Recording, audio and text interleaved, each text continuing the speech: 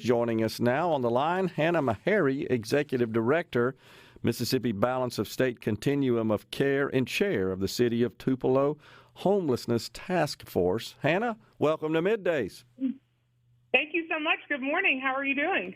We're doing great. Just trying to navigate through all the water coming down here in central Mississippi. Hopefully you're being spared of the monsoons up there in Tupelo. We're trying. I know we've got our umbrellas and our galoshes ready. Anything that the weather throws at us, we just try to be prepared. And that when we talk about homelessness, we can talk about the weather as well. Okay. So that definitely plays has an influence and plays a part to play when we talk about homelessness as well. It's just addressing weather issues. Sure. So par for the course for us. The Mississippi Balance of State Continuum of Care, is this a not-for-profit organization?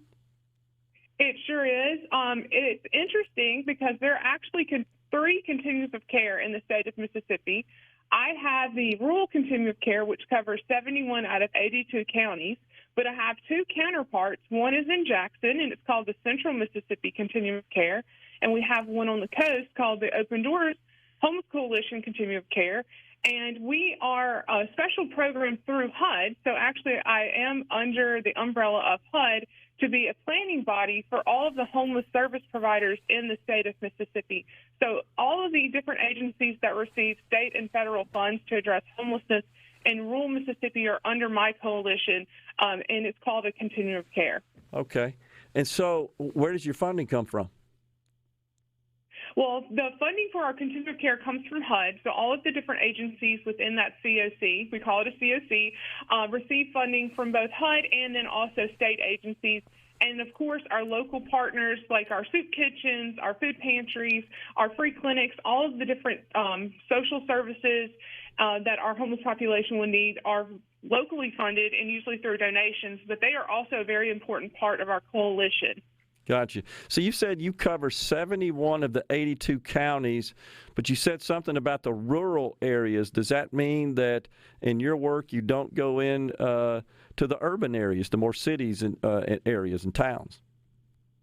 Well, we, like Tupelo, Meridian, Hattiesburg, even though we kind of consider them larger cities in Mississippi, they are considered rural according to HUD. I got you. So they are included in my service area. So I cover 71 counties. We divide it up into 5 regions, and each of those regions kind of have a hub. So Tupelo is in the northeast Mississippi area, Meridian, East Central, Hattiesburg in the Pine Belt, and then Natchez is over in the southwest. Then, of course, we have Greenwood, Greenville, Clarksdale, Cleveland in the Delta area. So I do not cover the coast, which is Biloxi and Gulfport, and I don't cover the Jackson metro area, but I have two counterparts that cover those Gotcha. areas. All right, so how big a problem is this in Mississippi? We're working on it. So compared to years ago, even 5-10 years ago, it was a more significant problem just because there weren't any tangible solutions on how to address homelessness. Through the Continuum of Care system and through our partner agencies, we now have an actual plan and a system in progress to address homelessness. And it revolves around street outreach, so actually going and identifying homeless individuals where they are. We know that a lot of homeless individuals will never walk into the front door of a soup kitchen. They'll never walk into the front door of a United Way or any other service agency. So we put our boots on and we hit the ground running, and we go under bridges, we go into encampments out in the woods. We go wherever there's a report of homelessness. We're going to go find that individual where they are and try to connect them to the services they need to no longer be homeless in that encampment. So we'll start talking about housing. We'll talk about treatment, if they need rehab treatment, mental health treatment, right there where they are, and try to ease that transition in a lot of ways, because our homeless population, like I said, they're not going to walk into, the front of your church or the front of a rehab center and say, "Here, I'm ready to be housed. I'm ready to be treated." So we're taking the conversation to them. And then another important part of our process is housing. Like, that's one of the most fundamental solutions to homelessness is the housing. So working with our federal grants and our local grants to find landlords that would partner with us to, once we identify our homeless population and we're able to house them, where can we house them? And so we're housing them in the communities in which they live.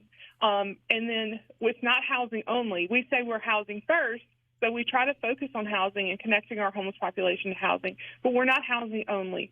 So when we do house a previously homeless person, it comes with a case manager that offers accountability, structure, organization, and they're having a very detailed conversation about employment, about education, about treatment, treatment options, like I mentioned, all of those supportive services you would need to remain stable in housing. Because our goal is, once we identify someone in homelessness, we connect them to housing, they stay housed.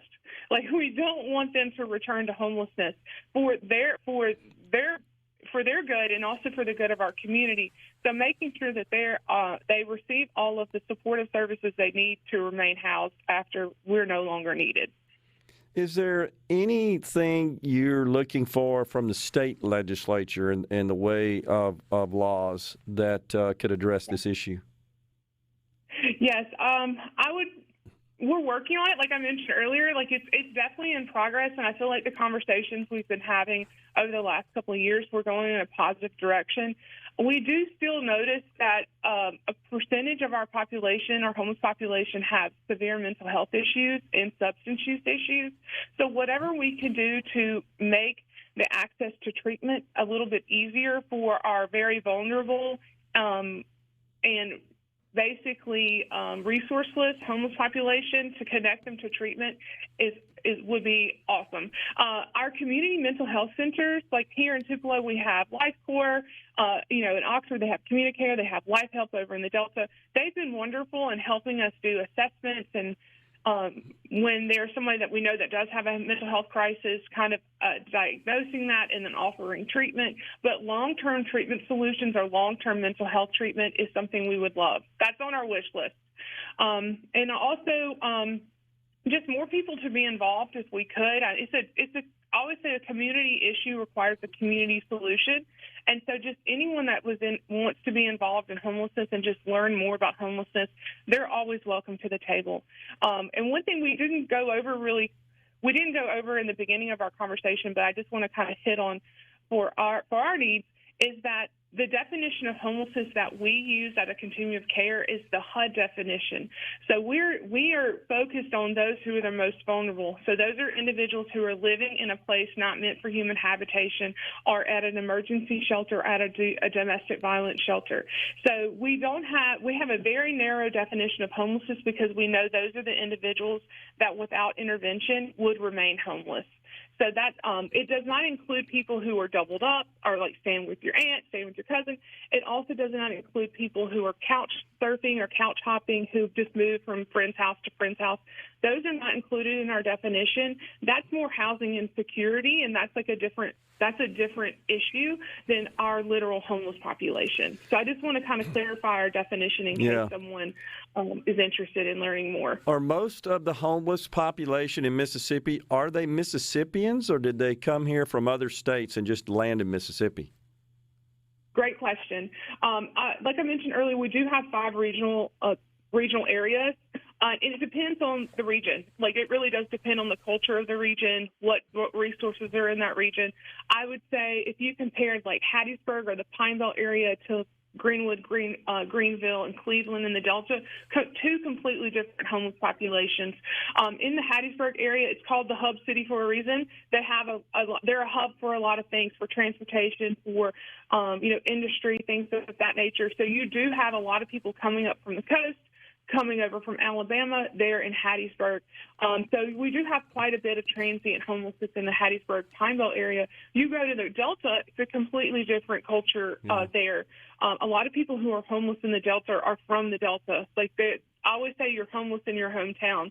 Like, they have become unhoused due to a family breakdown, due to employment breakdown, due to some kind of event that's happened in their life, or just the basic affordability.